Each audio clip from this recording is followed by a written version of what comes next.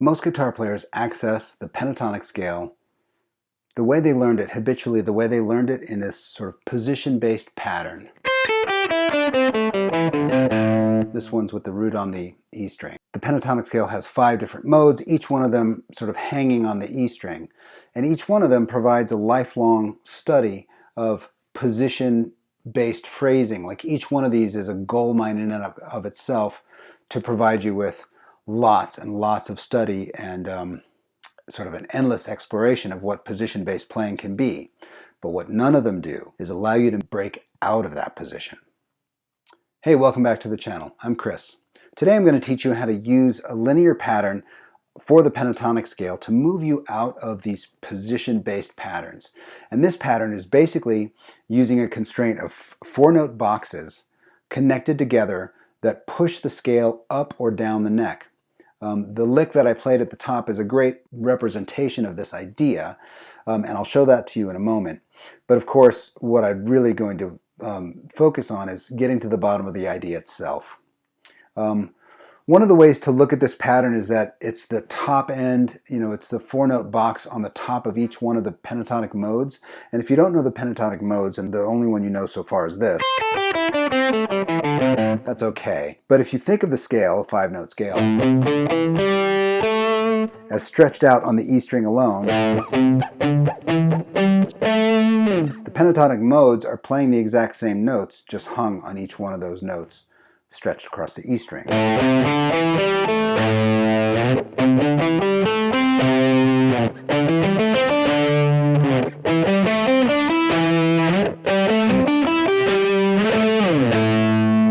So these boxes of this pattern can be seen as the top side of each one of those.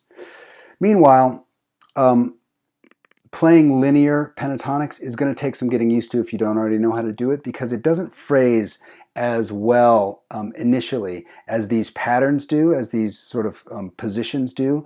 You'll have to judge for yourself how to move around and connect these together in a musical fashion, because just as that blazing lick sort of proves, it has one sort of use. It gets you up the neck, it's pretty flashy, but as we'll discuss in a moment, it's the idea behind the scale and the pattern that really is where the majority of the value is. So let's get started.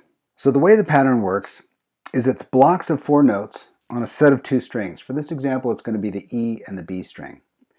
And I'm going to just show you the lick really quick, and then I'm going to sort of dive down a little bit deeper. So the pattern again is 4 notes in boxes, and the top notes of each box form the bottom notes of the next box. So here's how it works. On the first box is 8-5 on the E string and 8-5 on the B string. The next box is 10-8 on the E string and 10-8 on the B string. Here's our first box that's asymmetrical, and that's 12-10 on the E string and 13-10 on the B string.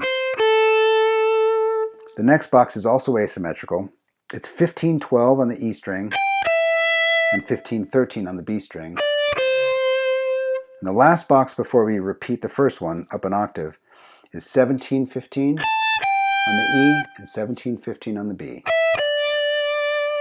So the whole thing looks like this.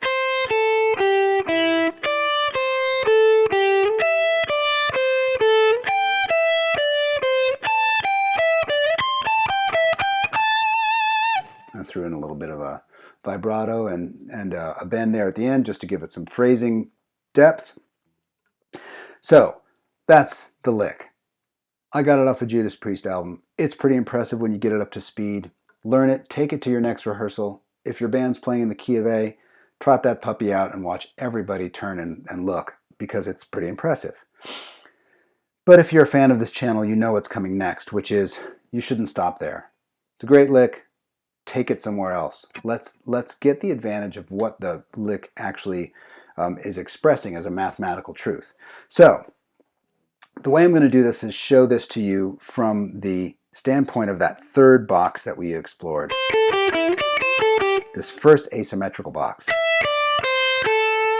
And if you haven't noticed already, it ends on the A note.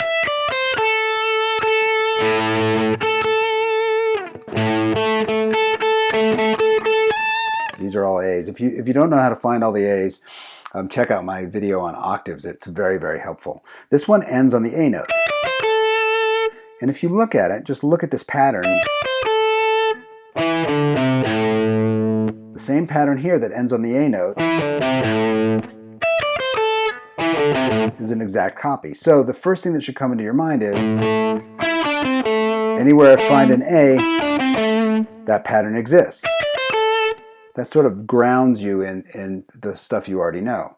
The next sort of thought process that you can use to start exploring how this works is that if this is followed by this, that should work here too.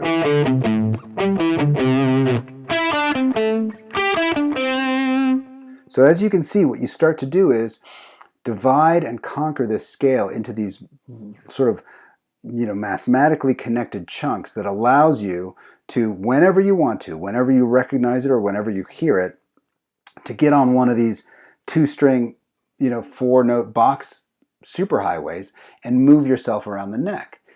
I recall when I first learned this scale, the pentatonic scale. Before I learned all the modes, I thought, well, I can take this and play it up an octave. So pretty soon,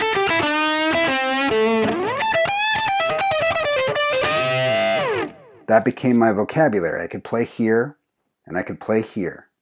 And then when I learned the modes of the scale, I could play in these little boxes. But what that does is it keeps you in those little boxes. And the way of looking at the scale in these linear sort of, 4-note box patterns that sort of integrate like Lego bricks is that you can use this to take the same information you know and move yourself, sort of thoughtfully across the neck lengthwise, linearly, instead of vertically. And that's where the real gold is.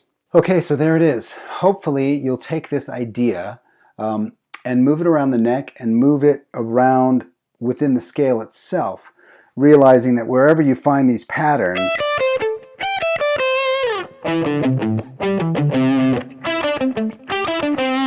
you can build these highways to move you out of the position.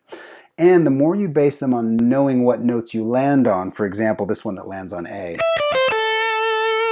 the more you'll start to realize how these positions relate to target notes and the notes that sort of provide the harmonic stability of the scale itself. So if you have a phrase that looks like that,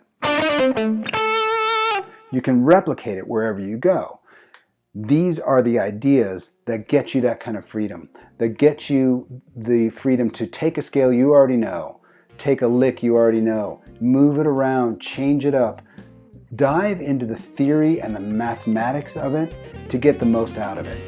So anyway, I hope this helps. I know it helped me a lot, and stay tuned for more.